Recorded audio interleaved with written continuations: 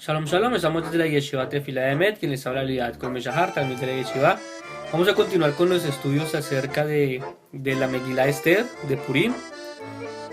Y vamos a hablar otro tema más relacionado acerca del milagro interno de Purim. El libro de Esther destaca 4 personajes principales, que son en realidad 2. Uno es el rey Ahasverosh y la reina Esther, y los 2 individuos que muestran los aspavientos, Mordejai, que es el bueno, y Amán, que es el malo. En hebreo el libro de Esther se llama Megilá Esther. Como ya hemos mencionado, Megilá también viene de una palabra que es Giluí, viene la palabra Galá, también viene Giluí, que quiere decir descubrimiento. Y Esther viene de la palabra Esther, que es encubrimiento. Entonces uno es descubrimiento y el otro es encubrimiento. En otras palabras, lo que quiero decir es que el libro de Esther es sobre descubrir algo que está oculto. Primero debemos recordar que la sabiduría de la Kabbalah explica que en la realidad absoluta hay únicamente el creador y la creación que le percibe. La Torá y otros textos hebreos antiguos son en realidad escritos en diferentes lenguajes que explican los mismos conceptos espirituales que la sabiduría de la Kabbalah. En el libro de Esther, el rey es el creador, esto es evidente, pero ninguno de los otros protagonistas es una entidad separada. De hecho, cada personaje es un aspecto de la única creación del creador. Vamos a ver un concepto clave y vamos a recordar que cambia totalmente de un cuento moralista acerca de cómo lo bueno eventualmente derrota a lo malo, y una alegoría acerca de nuestra relación personal con el creador. Y de acuerdo a la Kabbalah, Esther, Amán y Mordejai están dentro de nosotros mismos. El creador es el atributo de benevolencia que necesitamos adquirir si queremos unirnos con él y si queremos ser felices. La historia, para hacer un resumen rápido, comienza con el establecimiento del personaje del hombre bueno, Mordejai.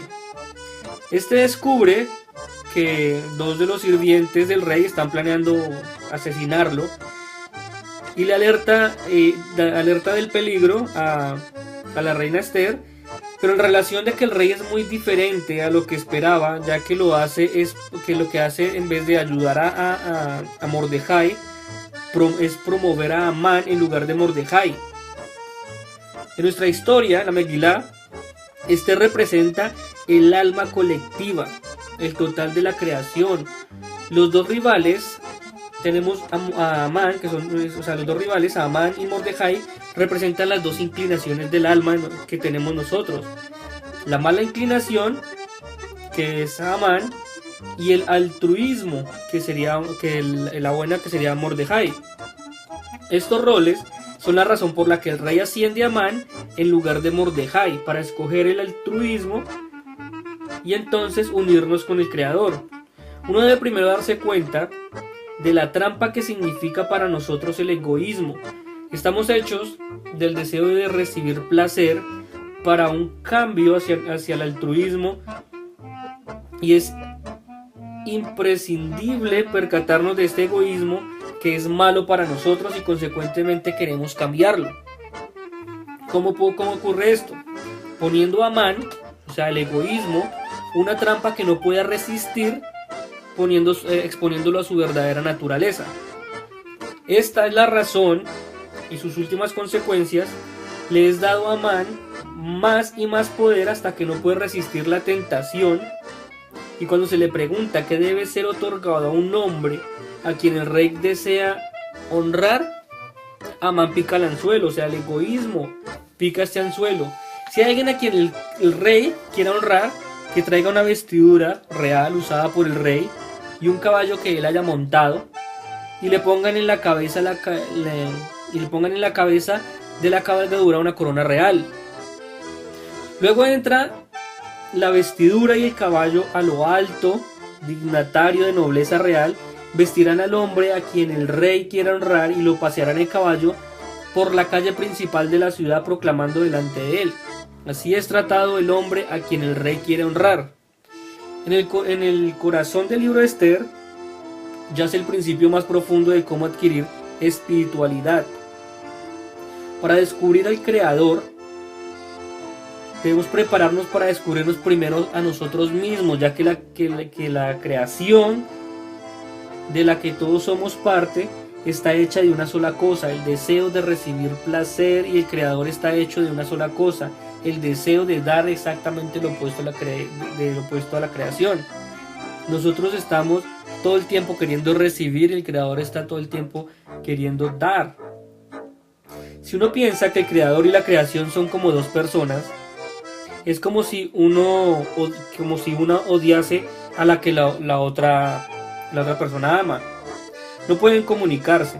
Si queremos comunicarnos, tenemos que ser como el Creador, al menos hasta cierto punto.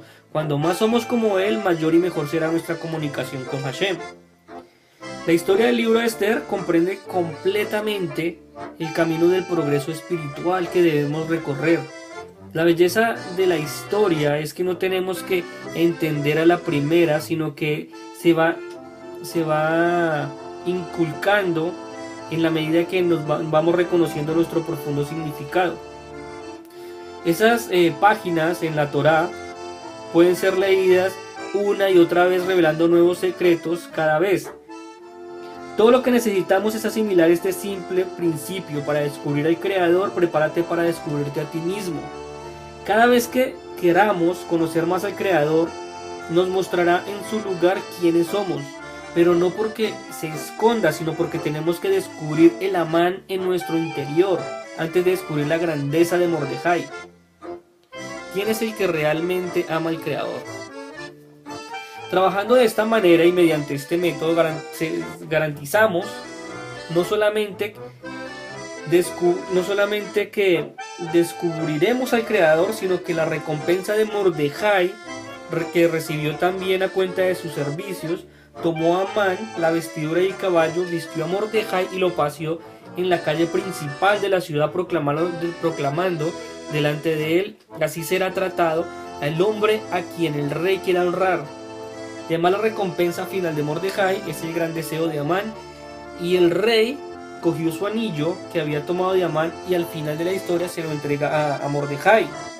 Entonces así el bueno, el malo y la bella, que viene siendo la reina, están dentro de nosotros. Para descubrirlos tan solo tenemos que pedir al Creador y lo vamos a recibir. Esto este es un estudio que es del rabino, el doctor Michel Leitman, y lo encuentran en unas publicaciones en la página de Kabbalah Info, que nos habla de todo esto. Entonces la historia de Purim comienza aproximadamente 900 años después del éxodo de Egipto, y los judíos habían vivido en Israel de manera continua. Desde que entraron por primera vez con Yahushua por unos 410 años, el templo del rey Salomón en Jerusalén fue el punto central de la espiritualidad judía y de la vida nacional. La primera gran tragedia que los judíos de esa época vivieron fue la división del país en dos reinos. El reino de Israel es el reino del norte y el de Judea el reino del sur. El reino del norte estaba habitado por 10 de las 12 tribus, que eventualmente el reino del norte fue invadido por los asirios y dirigidos por Senajerib, que exiliaron a los judíos, y la política de Senajerib fue forzar el exilio y la asimilación que causó la pérdida de las 10 tribus del pueblo judío, del pueblo de Israel. Menos de 100 años después, los judíos se vieron enfrentados a otra horrible desgracia, esta vez el imperio babilónico al mando de Nebuchadnezzar o Nabucodonosor, que invadió Israel, destruyó el templo, exilió a casi todas las tribus restantes, que era la tribu de Yehudá, la tribu de Benjamín y los sacerdotes y levitas. Los exiliaron a Babilonia, a lo que corresponde a Irak en estos días, que más o menos dice que quedaban a 2 semanas en camello de ahí, o sea que era 2 semanas a pie, pues siempre no era tan lejos, pero siempre fue un golpe duro para el pueblo de Israel. Jeremías, el profeta, había alertado al pueblo judío de que había destrucción y exilio, pero también predijo que los judíos retornarían a Israel y reconstruirían el templo y su país. El profeta Jeremías incluso especificó una fecha para el retorno y declaró que el templo sería reconstruido 70 años después de su destrucción. Y a pesar de esto, hubo muchas personas que creyeron que nunca volverían a Israel y se sintieron que ese exilio significaba el término de la relación especial entre Hashem y el pueblo yudí. Entonces los judíos rápidamente se aclimatizaron a lo que fue el exilio y construyeron una comunidad judía en Babilonia y en Persia. El imperio persa eventualmente conquistó Babilonia y un líder militar llamado Ahasverosh usurpó el trono y se convirtió en el gobernador supremo del imperio persa. Repito esto.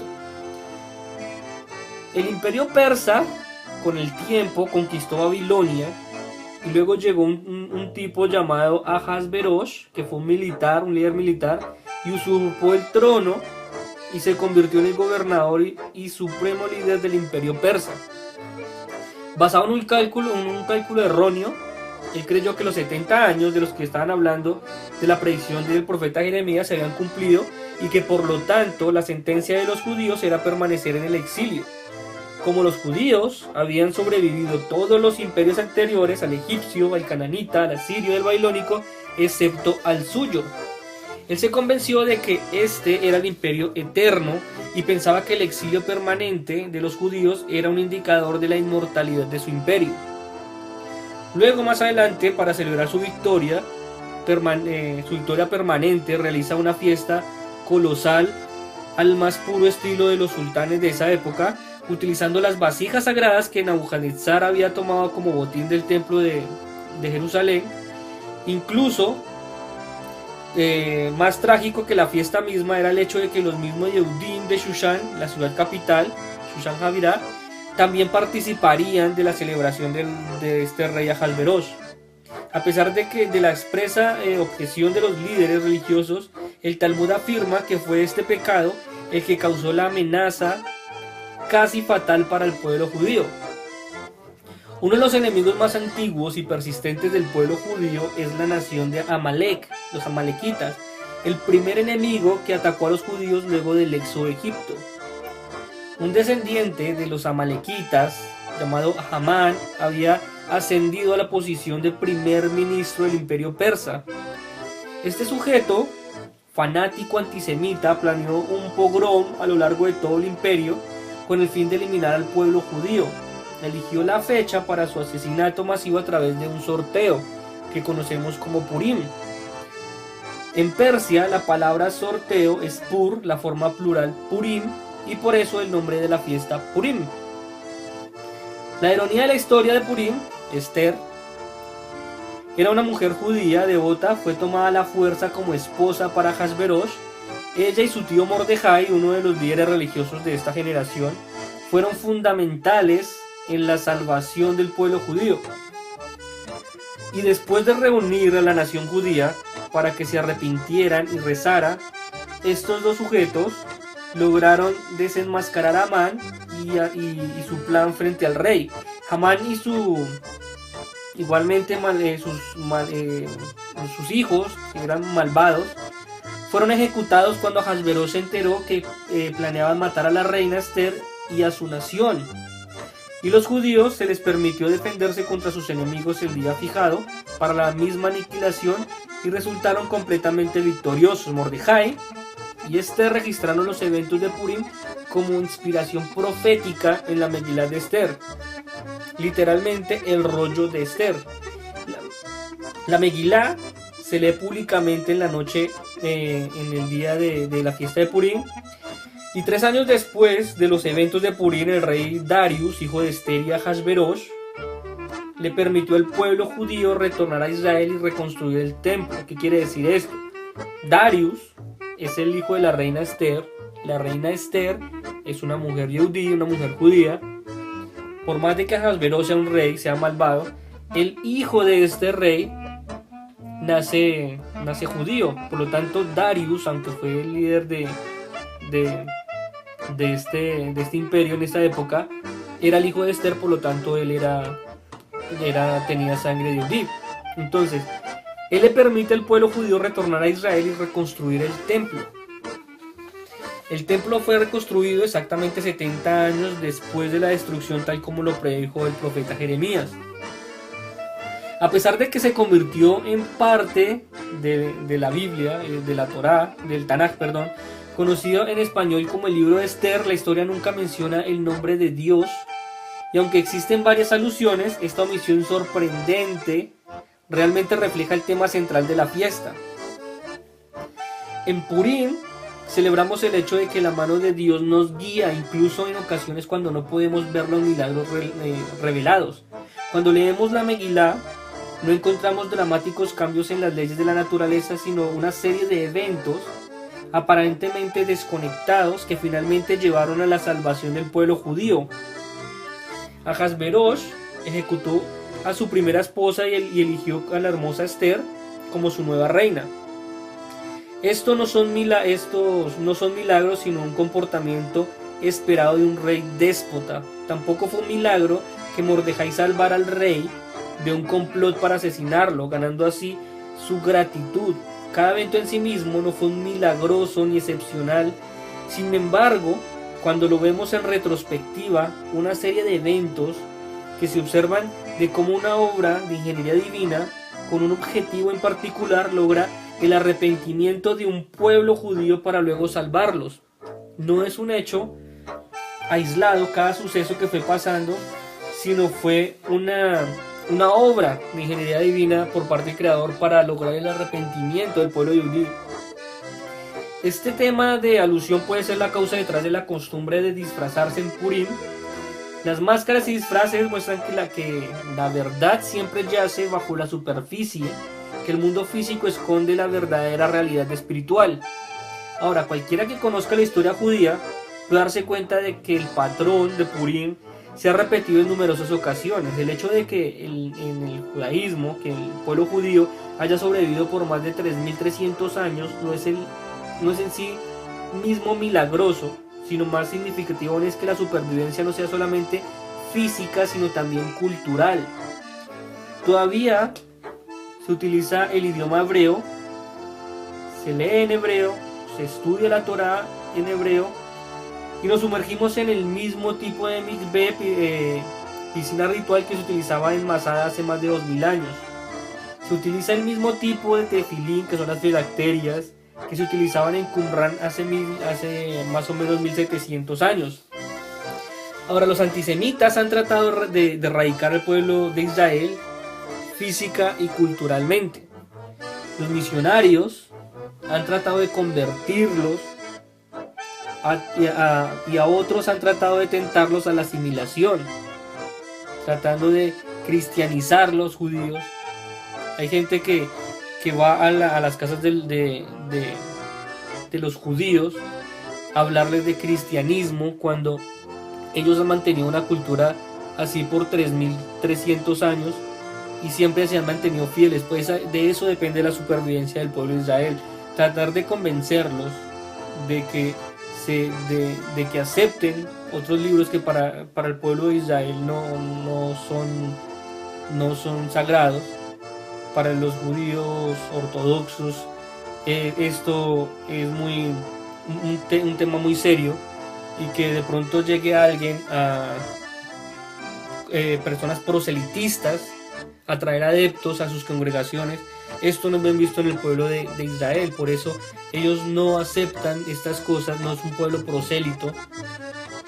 Entonces esas culturas que se han mantenido vigentes es por esto mismo, porque ellos son muy estrictos en mantener su cultura tal y como se venía manteniendo hace más de 3000 años. La población, vemos diferentes a la población que nos rodea y que hemos aislado geográficamente, y aún así el pueblo de Israel se diferencia. No importa en qué parte del mundo el pueblo judío esté, en cualquier parte del mundo ellos, ya sea geográficamente o estén aislados, Aún así se logra diferenciar de quién es judío y quién no es judío. 2 veces a lo largo de la historia, el pueblo de Israel fue brutalmente exiliado de la tierra y 2 veces retornado a la misma tierra de Israel. Una vez luego el exilio babilónico y otra en los tiempos contemporáneos, que fue el establecimiento del Estado de Israel en 1946 e increíble reunión entre judíos de todas partes del mundo en la tierra. Si todo esto no es evidencia suficiente de la divina providencia, hay que considerar el hecho de que todos estos eventos fueron predichos por la Torá hace 3000 años. La destrucción de Israel, el regreso a Israel, el exilio alrededor del mundo, el antisemitismo y la eternidad de la Torá están escritos en los siguientes versos. Vamos a verlo. Hay uno que dice: desolaré el país y también quedarán desolados sus enemigos que residen allí, y los diseminaré entre las naciones, desvainaré la espada para perseguirlos, la tierra de ustedes quedará desolada y sus ciudades quedarán en ruinas. Esto lo vimos. Lo repito, desolar el país, estamos hablando de Eretz Israel, y también quedarán desolados sus enemigos que residen allí, o sea, quedaría vacía. Los diseminaré entre las naciones, los esparcerá por todo el mundo. Desvainaré la espada para perseguirlos, de esto está hablando del antisemitismo. La tierra de ustedes quedará desolada y sus ciudades quedarán en ruinas. Y así quedó la tierra de Israel por muchísimos años. Siglos duró la tierra de Israel desolada. Hay otro que dice: serás motivo de asombro para la gente, serás citado como ejemplo de mal y serás motivo de conversación entre todos los pueblos a los que te conduzca Hashem. ¿Qué quiere decir? Serás motivo de asombro para la gente, o sea, serán señalados a donde quiera que vaya, serán punto de enfoque hacia todo lo que hagan. Será citado como ejemplo de mal. Todo lo que un judío haga, todo está mal. Esto por lo menos no se dan cuenta que el pueblo de Israel ha aportado muchísimo a la humanidad, más que lo que ha aportado cualquier otro pueblo. Esto es importantísimo. Hoy en día, hablando en la actualidad, tantas empresas importantes en el mundo se manejan por inventos israelíes, por investigaciones israelíes, y aún así atacan al pueblo de Israel. O sea, ellos se benefician de lo que da el pueblo de Israel, pero ellos atacan al pueblo de Israel. Es como ilógico. Dice: y serás citado como ejemplo de mal y serás motivo de conversación entre todos los pueblos a los que te conduzca Hashem. Todo el tiempo es los judíos. Si una persona perdió un trabajo, que por culpa de los judíos. Que hay desempleo en un país, que todo es por culpa de los judíos, porque ellos meten mano en la economía. Es ilógico. Hay otro paso que habla que dice que es un pueblo que morará en la soledad y no será contado junto con las demás naciones. ¿Por qué? Porque el pueblo de Israel nunca tuvo un lugar donde residir, siempre fue de nación en nación, de un lado a otro. Entonces es un pueblo que morará en la soledad, disperso, y no será contado junto con las demás naciones. Siempre se habla de los judíos como si fuera un solo grupo, pero no se dan cuenta que hay judíos en Estados Unidos, en Alemania, en todo lado, sino siempre al judío se le tilda como un punto aparte. Esto estaba escrito ya por muchísimos años. Entonces Hashem tu Elohim hará retornar a tus desterrados. Estamos viendo todo esto, está hablando de la Torah hace mucho tiempo y es profético. Entonces Hashem tu Elohim te hará retornar a tus desterrados, los hará regresar, tendrá compasión y los reunirá otra vez de entre todas las naciones, porque Hashem tu Elohim los había diseminado. Hashem tu Elohim te llevará nuevamente a la tierra de tus ancestros y a la tierra que tú también poseerás. Esto lo estamos viendo que muchísimos judíos a lo largo de a partir de que se fundó en el Estado de Israel, inclusive desde antes, porque en 1909, creo que por esa época fue que inicios de 1900 en Israel fundaron la ciudad de Tel Aviv. Entonces desde muchísimo antes los judíos han estado retornando, solamente que hasta 1943 se consolida como 1954, creo que 1946, perdón, es cuando ya se consolida como un estado reconocido, pero no es porque a partir de ese momento todos los judíos llegaron, sino que ya vivían ahí muchos judíos que salían huyendo de otros países para llegar ahí, solamente que se tomó como legal ahora que ellos tuvieran un lugar. Y a partir de eso muchas personas han estado regresando a la tierra de Israel.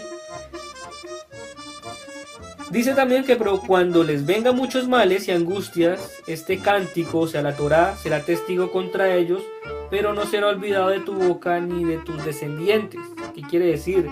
Que a pesar de que sean exiliados, que sean perseguidos, que sean atacados, la Torá no será olvidada de la boca de tus descendientes, porque será de generación en generación, y esto es lo que yo le comentaba. Siempre la Torá va a estar en el corazón del pueblo de Israel. En cada judío va a tener inscrita la Torá en su corazón, y por eso es muy difícil evangelizar a un judío. Muy difícil. Es complicado estos temas, pero hay muchas personas que no sé por qué insisten en ir y golpear a puertas de judíos y hablar de cristianismo a un judío. Por eso Purim es el prototipo de una supervivencia judía durante el exilio. La providencia divina se escondía en eventos que aparentemente azarosos aseguraron la supervivencia del pueblo judío. E incluso, y si los hicieron prosperar frente a continuas amenazas, y Purim muestra el cumplimiento de la promesa de Hashem al pueblo judío. Hay un pasú que habla de esto. Dice que así y todo, cuando estén en la tierra de sus enemigos, no estaré disgustado con ellos, ni los rechazaré a punto de destruirlos, ni anularé mi pacto con ellos, pues yo soy Hashem, tu Dios.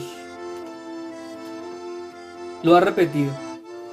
Y así y todo, cuando estén en la tierra de sus enemigos, o sea en el exilio, no estaré disgustado con ellos, ni los rechazaré al punto de destruirlos, ni anularé el pacto con ellos, pues yo soy Hashem, tu Dios. Es importante tener esto en cuenta.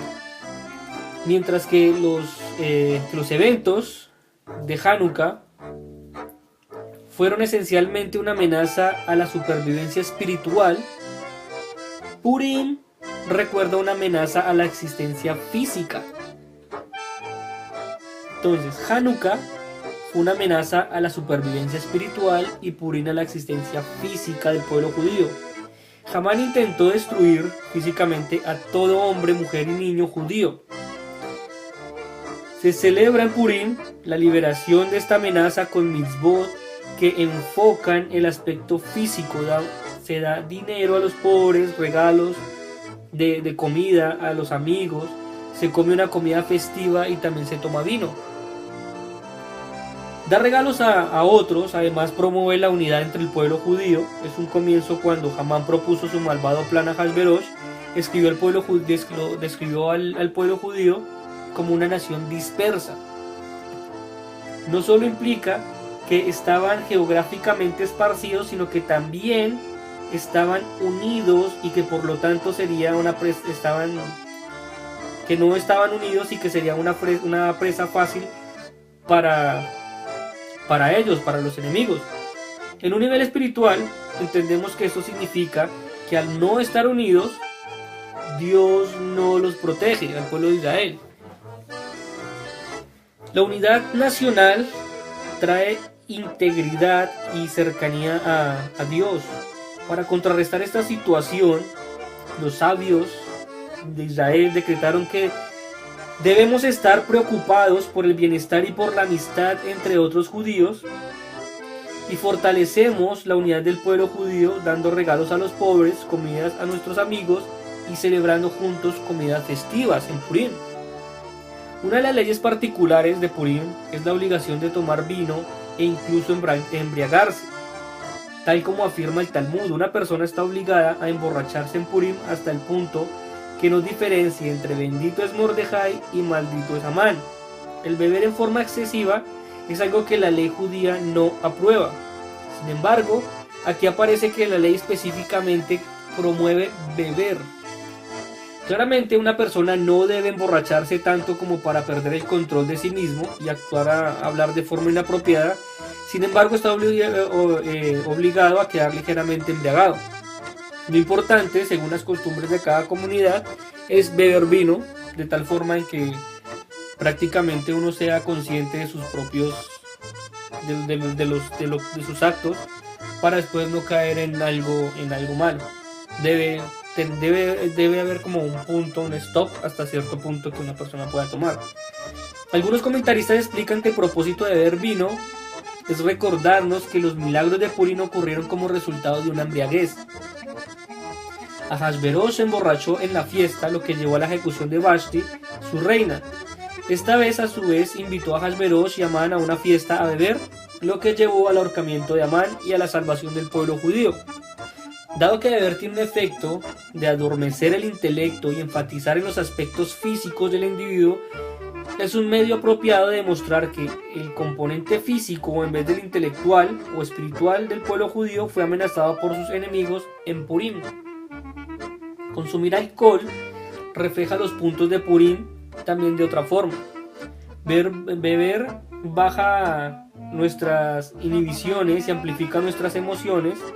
Emborracharse causa que una persona revele elementos de su ser interno que comúnmente están escondidos. Lo que ocurrió en Purim revela el amor que Dios tiene por el pueblo judío y su providencia divina, ambos aspectos que permanecieron ocultos durante el tiempo del exilio en Persia.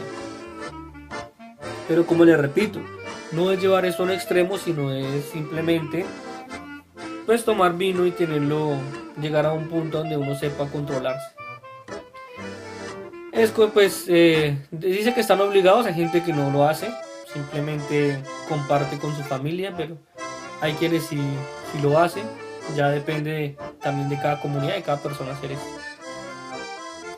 Uno de los más grandes místicos judíos, el rabino Isaac Luria, señala que el término bíblico para el día de arrepentimiento, Yom Kippur, puede también ser leído como Yom Kippurim, lo que significa un día como Purim. Aparentemente esto suena ilógico, no existen dos días que aparezcan menos similares que el solemne día del ayuno de Yom Kippur y que el bullicioso y alegre Purim. Más aún implica que esta afirmación es que Purim es más importante que los días de Yom Kippur. Yom Kippur se compara a Purim como si Yom Kippur fuera un ejemplo menor al prototipo de Purim. Una mirada más profunda a estas dos festividades nos ayuda a entender esta relación. Hay dos formas de acercarse a Dios: en el camino del respeto y temor y el camino del amor y la alegría. Los dos son necesarios y ambos juegan roles importantes en el judaísmo. Vamos a ver cómo es. En el camino del respeto y del temor estamos hablando de Yom Kippur, y del amor y la alegría estamos hablando de Purim. Generalmente muchas de las prohibiciones de la Torá reflejan la relación de respeto y temor, mientras que los mandamientos positivos reflejan la relación de amor y de acercamiento a Hashem. Yom Kippur y sus prohibiciones de comer, tomar y otros placeres físicos representan el camino del respeto y del temor a Dios. Un individuo detiene su vida, ignora completamente el lado físico de su ser y enfoca solo en lo espiritual. Se puede alcanzar una percepción clara en Yom Kippur al reprimir la interferencia estática del mundo físico. Ahora, Purim, por otra parte, provee el acercamiento a Dios a través del amor y la alegría.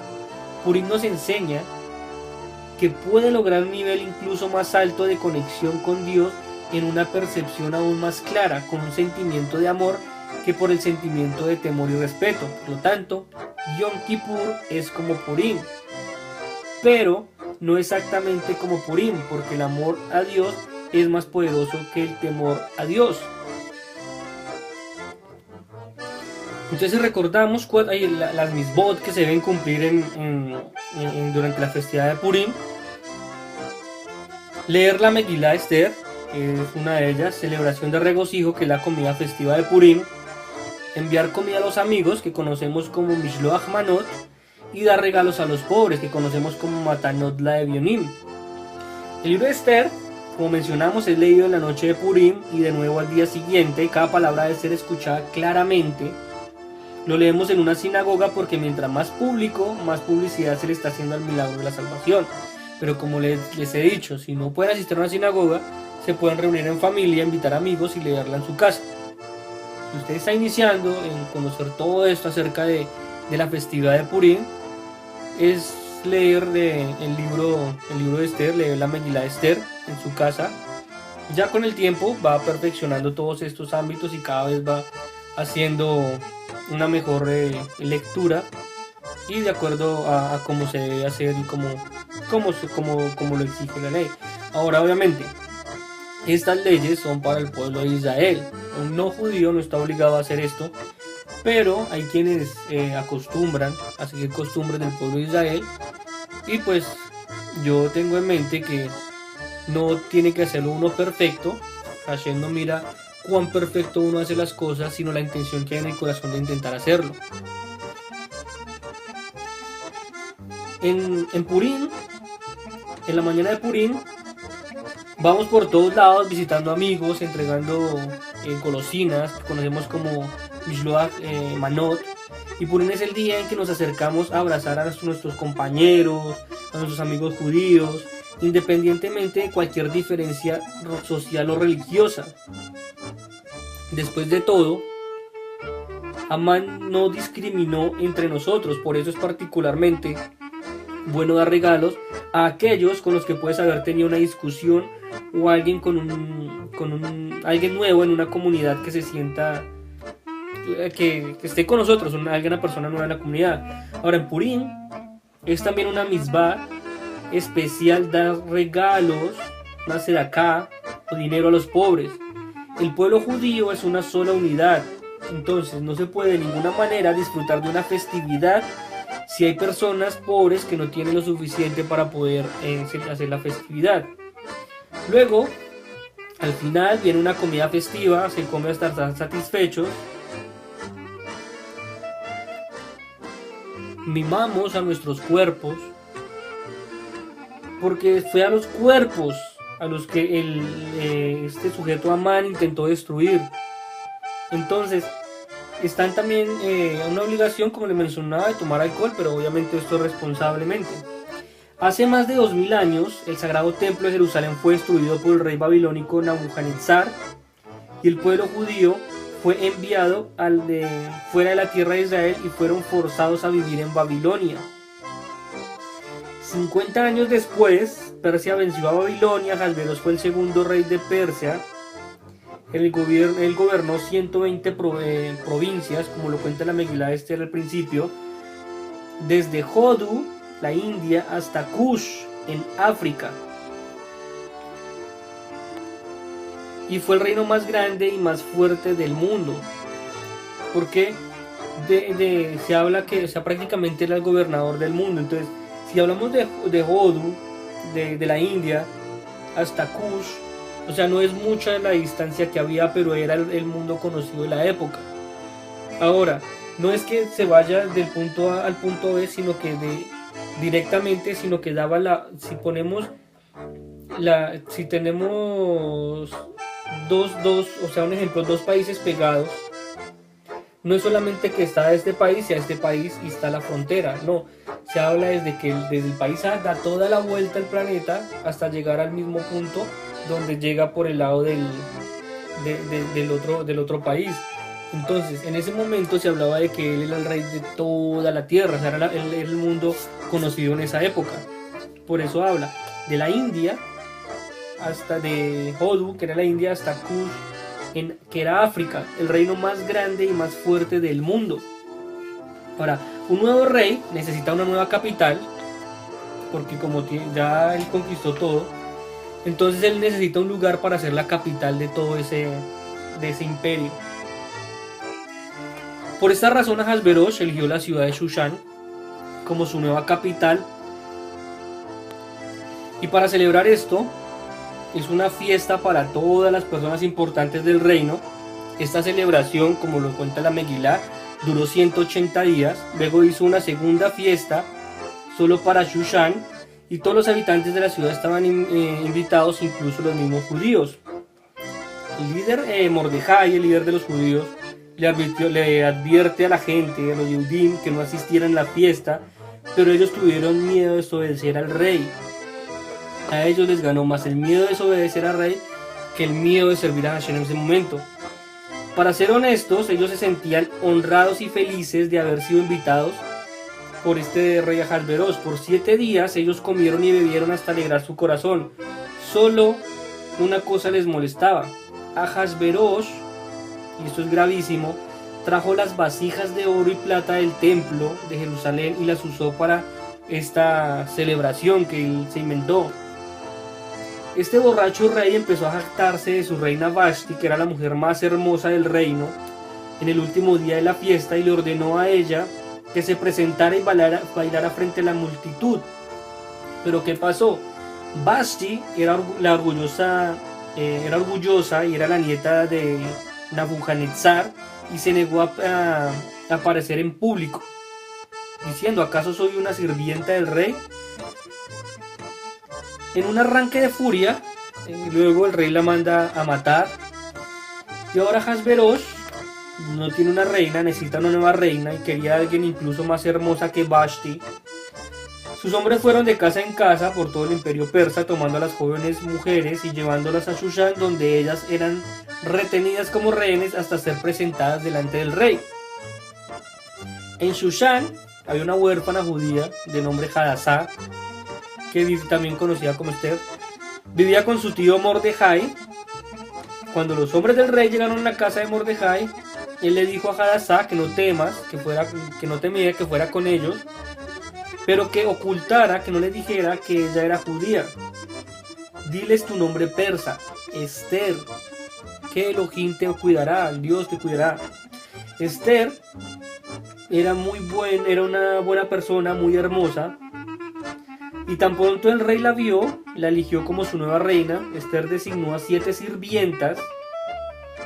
Esto es algo curioso que no mucha gente sabe.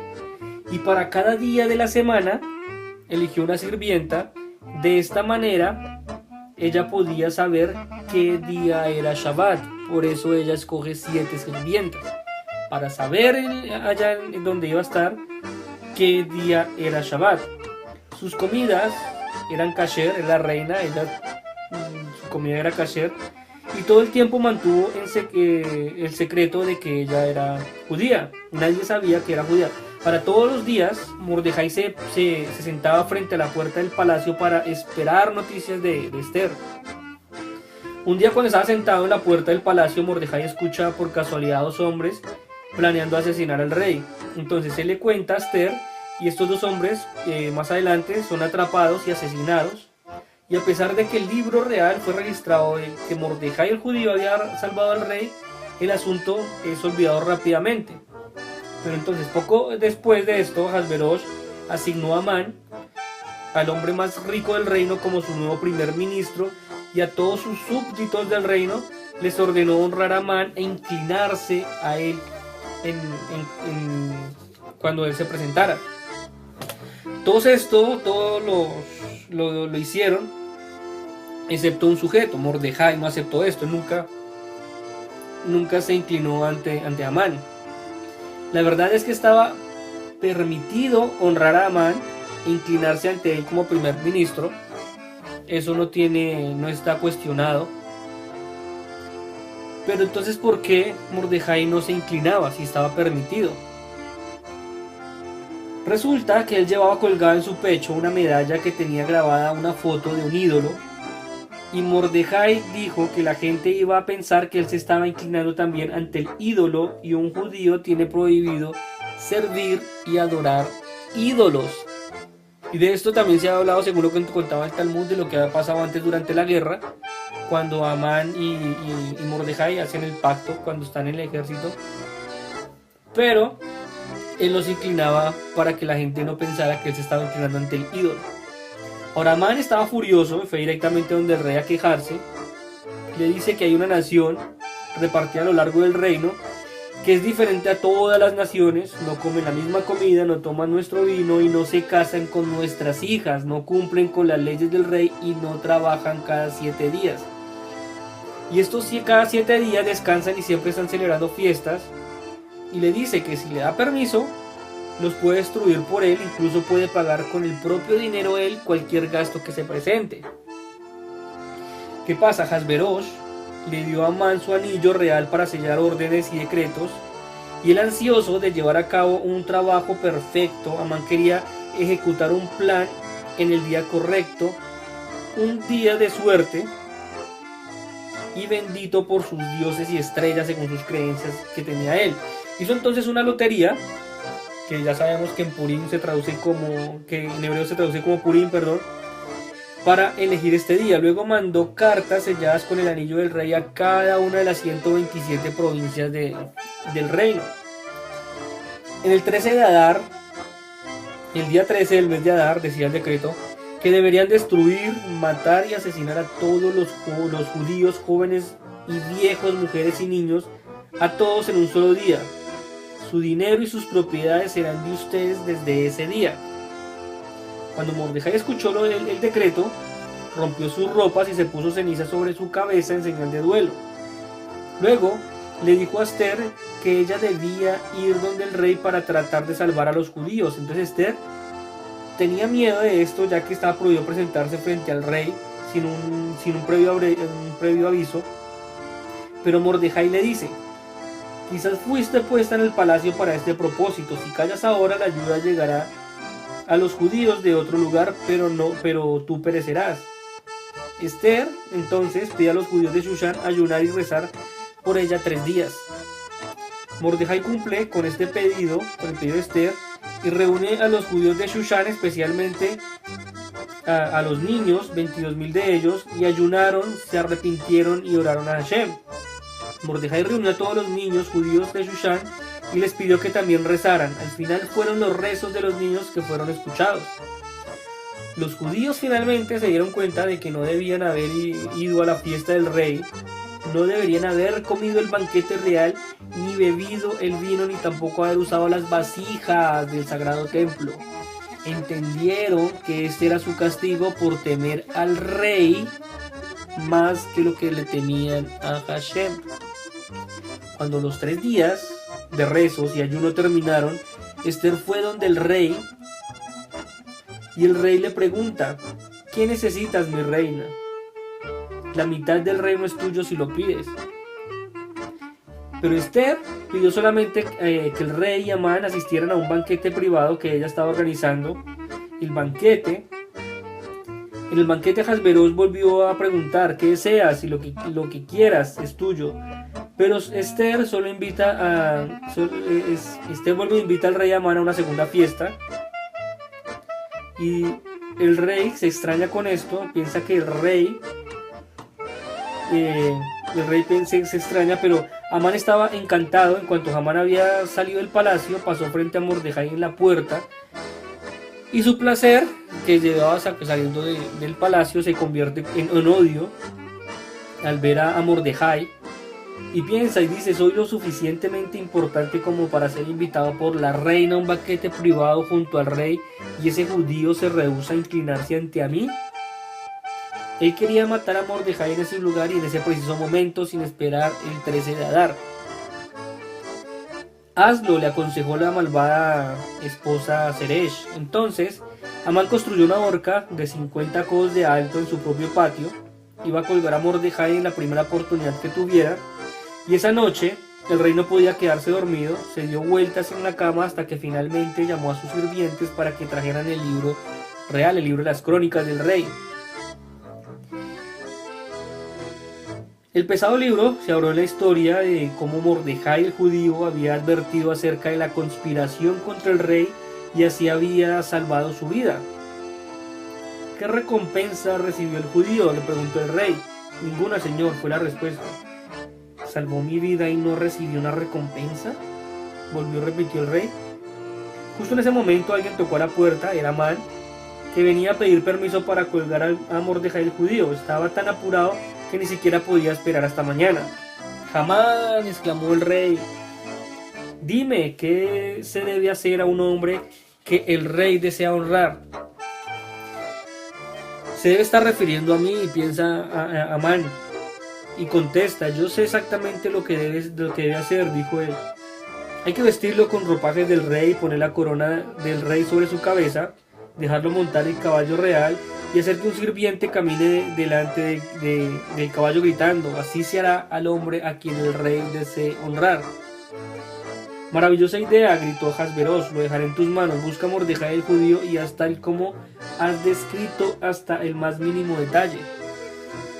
Amán hizo lo que él mismo había ordenado, como hemos hablado anteriormente, y Mordejai fue llevado en honores reales a través de las calles de Shushan. Luego Amán vuelve a su casa, amargado y destrozado, pero no tenía tiempo de perder.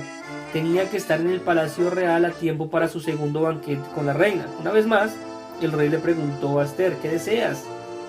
¿Por qué nos has invitado? Tal como digas será hecho». Esta vez Esther habló: «Salva mi vida», dijo Esther, «salva mi vida y la vida de mi pueblo. Hemos sido sentenciados a muerte».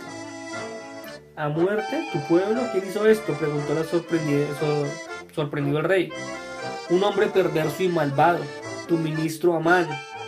Y el rey estaba tan sorprendido que salió a la habitación para mantener la compostura, y temblando y con miedo Amán se tiró sobre la reina para rogar por su misericordia. Justo en ese momento vuelve y entra el rey Ahasveros y lo ve y dice: «¿Qué?», exclamó. «¿Cómo te atreves a atacar a mi reina en mi palacio? Llévenselo y cuélguenlo», gritó. Ya sabemos cómo es que él sabe que lo van a colgar, porque ya alguien le había contado de la horca que había construido para Mordejai y todo eso. Y al final Amán fue colgado en la horca que él mismo había construido para Mordejai, y Mordejai se convirtió en el nuevo primer ministro del rey en lugar de Amán. Ahora, de acuerdo a la ley persa, era imposible cambiar un decreto que ya había sido sellado con el anillo real, por lo que no podía anular el decreto en contra de los judíos, pero Mordejai recibió el anillo para emitir cualquier decreto que creyera útil para los judíos. Ahora era el turno de Mordejai de mandar una carta real que decía: «El 13 de Adar, todos los judíos del reino se organizarán para defenderse». Los persas estaban más que contentos de escuchar a Amán y de matar a los judíos, pero si los judíos iban a armarse y defenderse con protección real, era una historia diferente, ya no era lo mismo. El 13 de Adar, los judíos del reino se juntaron, se defendieron, miles de sus enemigos murieron, incluyendo los 10 malvados hijos de Amán, que fueron colgados de un árbol. A diferencia de los persas que pensaban tomar el dinero y sus bienes, los judíos no tomaron ningún botín. El 14 de Adar dieron gracias a Dios y celebraron, que llamamos Purim.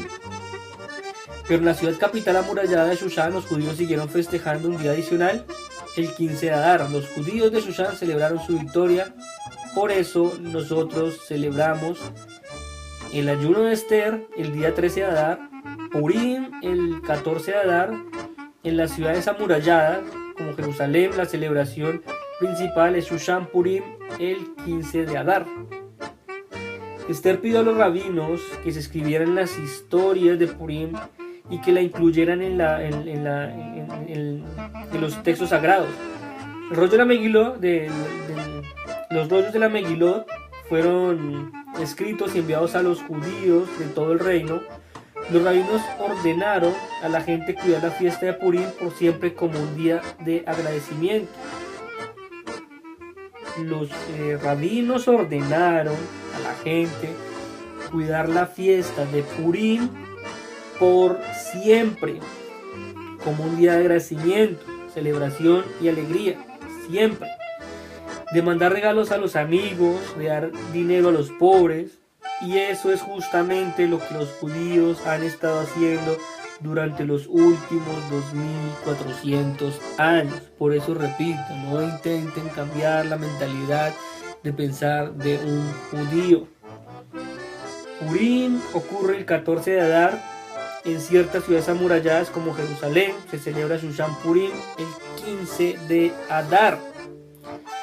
Entonces, recordemos, 4 de las mitzvot principales que se deben cumplir durante Purim es la Megilá de Esther, es la historia de Purim en la tarde, y al día siguiente, cuando se menciona a Amán, se hace la mayor cantidad de ruido posible para borrar su nombre y su memoria. Recordemos que él es descendiente de Amalek. Mandamos regalos, comida, a menudo a un amigo, pariente, porque Purim es un tiempo de amor y amistad entre los judíos. Sean regalos de dinero a los pobres, porque Purim es tiempo de compartir, preocuparse y ayudar. Comer una comida festiva, la comida especial, se come en la tarde de Purim. Y por eso espero tengan un feliz Purim todos, que Purim y todos los otros días del año estén llenos de luz, de alegría, honor y goce, tal como fue para el pueblo judío hace tantos años en el tiempo de Esther y Mordejai. Esta amenaza de muerte se volvió una alegre aventura judía. Ahora, durante la lectura de la Megilá, hombres, mujeres y niños deben escuchar la Megilá en la noche de Purim y de nuevo al día siguiente. Por la noche debe ser leído después del Seid HaKohavim, cuando las estrellas aparecen, y en la mañana después del Neitz HaHamah, al amanecer. Y preferiblemente debe ser leído en una sinagoga en presencia de un minyan de 10 hombres, por lo que lograría un pirsumeinzá, una difusión del milagro, y también por lo que será de acuerdo con el principio de Beroham Hamdramelech, que en la multitud del pueblo está la gloria del rey, según Proverbios 14:28. Y así como de estas muchas leyes más, son la lectura de la Megilá, como vimos anteriormente. Purim, para terminar, traduce suertes. En hebreo estándar, Purim es una festividad judía que conmemora la liberación de los judíos presa de la trama de la maldad de Amán para exterminarlos, según consta en el libro de Esther. Y según este libro, se instituyó las fiestas como uno de carácter nacional por los protagonistas del libro, que son Mardoqueo y Esther. Y Purim se celebra anualmente, como mencionamos, el 14 del mes de Adar. Y bueno, pues aquí los acompaño. Espero este estudio les sea de bendición y les ayude para entender un poco más la Megilá de Esther. Vamos a hacer un estudio posterior a lo que tiene que ver la Megilá de Esther con la actualidad. Vamos a ver cuáles son las profecías en la actualidad que se han cumplido de acuerdo a lo que habla la Megilá de Esther. Y bueno, espero este estudio les sea de bendición, y quien les habló, Liat Cohen Ben Shahar, también de la Yeshiva Tefila Emet, y Shalom. Regocíjate y canta, adoradora de Sion, porque grande es, porque grande es, porque grande es en medio de ti el Santo de Israel. Porque grande es, porque grande es, porque grande es en medio de ti el Santo de Israel. Baruch Hashem, בשעה טובה, איך estuvo bueno, Baruch Hashem.